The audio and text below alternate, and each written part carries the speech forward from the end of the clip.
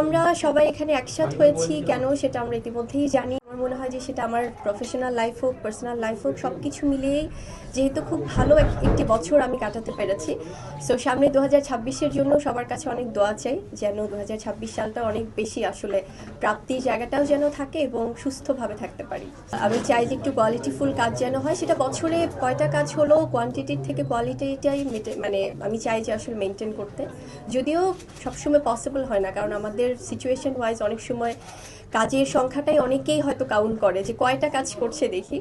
But আমি সবসময় চাই স্রোতের একটু বিপরীতে থাকতে, কম কাজ হোক, বাট আমার যারা শুভাকাঙ্ক্ষীরা আছে তারা যেন দেখে বলে না ভালো কাজ হচ্ছে। সোশ্যাল মিডিয়া ছাড়া, ফোন ছাড়া থাকি, সো এটার জন্য আমি ক্ষমা প্রার্থী সবার কাছে।